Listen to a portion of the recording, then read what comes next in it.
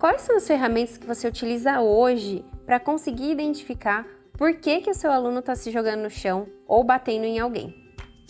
Você sabe que existem formas bem sistemáticas da gente avaliar e descobrir exatamente o que está acontecendo para que esse aluno se comporte dessa forma? Qual é a função disso? Ou seja, por que ele está fazendo isso? Fica aí que eu vou contar tudo para vocês.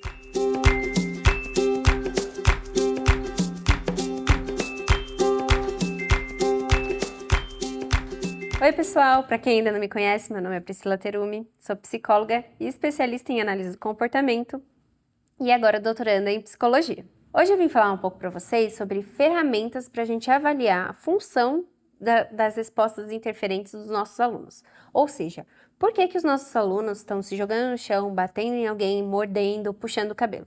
Por que eles se comportam dessa forma? O que a gente pode fazer para conseguir identificar concretamente qual é a função disso? Ou seja, por que isso está acontecendo?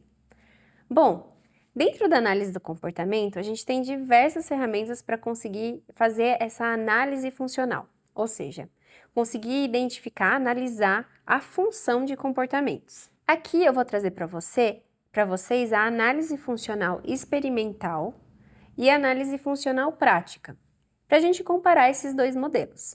Bom, se você não sabe o que é uma análise funcional, é importante você tentar entender que a análise funcional, ela sempre vai partir da tríplice contingência, ou seja, da gente conseguir identificar quais são os antecedentes, a resposta e a consequência que mantém aquele comportamento ocorrendo, né? Então, quando a gente pensa em um comportamento, a gente está sempre considerando a interação desse indivíduo com o ambiente em que ele está inserido. Então, obviamente que os antecedentes e os consequentes, eles fazem parte dessa resposta. Ou seja, tudo isso para dizer, somente a gente descrever, o aluno se jogou no chão ou o aluno bateu em alguém, não vai te ajudar a fazer uma análise funcional, certo? A gente precisa identificar o que aconteceu imediatamente antes dele emitir essa resposta e imediatamente depois dele emitir essa resposta. Quando nós fazemos uma análise experimental, a gente tenta isolar essas condições. A gente sabe que existem 4 funções que mantêm uma resposta acontecendo: atenção, fuga de demanda, tangível e automático, ou seja, as consequências daquela resposta naturalmente são o que mantém.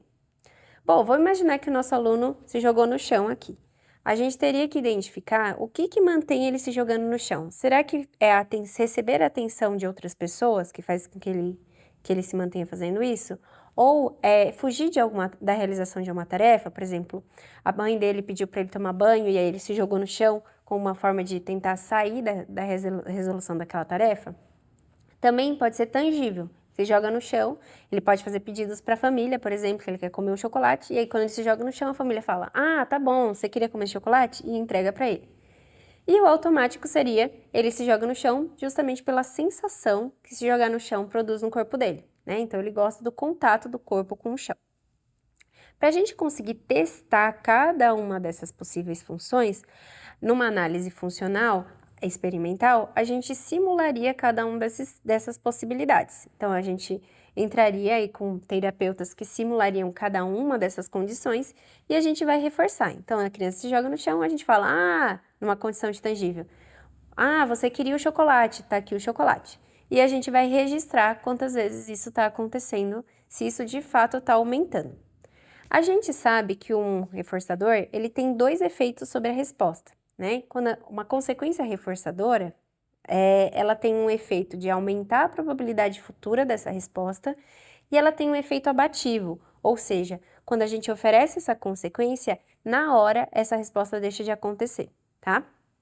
Então, a gente vai numa análise funcional experimental e pontuando isso, registrando a frequência que isso acontece e vendo o efeito de cada uma dessas condições sobre o responder.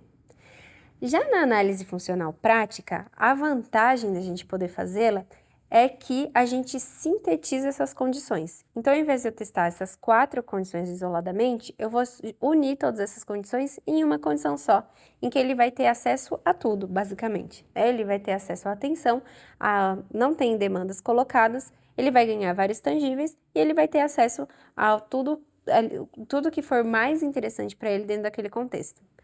A grande vantagem da gente fazer isso é que além de ser uma condição mais fácil, porque a gente não precisa simular várias condições ao mesmo tempo, né, como na experimental, é também que isso é mais similar ao contexto natural. De que forma isso é similar? Bom, dificilmente em contexto natural, uma criança, por exemplo, que falta à escola, ela simplesmente consegue a fuga da demanda, né? Então, por exemplo, ele faltou na escola e ele não vai ficar só deitado lá no sofá sem fazer nada. Ele vai ter acesso a outros tangíveis, ele vai poder assistir televisão, por exemplo, ou brincar com os brinquedos da casa dele. Ele vai ter acesso à atenção, porque ele vai estar em contato com a mãe dele, com o pai dele, com outras pessoas da casa dele. E ele também vai conseguir se livrar da realização dessa atividade. Então, dificilmente em um contexto aplicado, a gente só tem uma dessas condições ocorrendo. Normalmente, a gente tem a junção de todas essas funções acontecendo ao mesmo tempo. Então, a ideia dessa análise funcional prática é justamente a gente conseguir identificar dois contextos somente. Um contexto em que o aluno fica bem, em que não acontece esse comportamento interferente de nenhuma forma, e um contexto em que esse comportamento interferente sempre vai acontecer. Ou seja, aquela situação evocadora de comportamentos inadequados. Que eu sei que se eu fizer isso, por exemplo, se eu negar o chocolate para esse aluno, ele vai ter comportamentos inadequados ali, comportamentos interferentes vão acontecer. Então, é um jeito muito prático da gente conseguir identificar quais são os contextos em essência que esse aluno fica bem e quais são os contextos em que ele não fica bem. E aí, sim, desenhar nossa intervenção. Bom, não é objetivo desse vídeo que a gente fale sobre o tratamento dos resultados dessa análise, tá? Mas é importante que a gente saiba que essas análises existam e, inclusive, nós no Abacessível temos um curso específico falando sobre essa análise funcional, que se chama PFA, Practical Functional Assessment, Análise Funcional Prática. E se vocês tiverem interesse em saber mais sobre como essa análise funciona, entrem lá no nosso site que está aqui no link para vocês e deem uma olhadinha no curso da PFA. Combinado?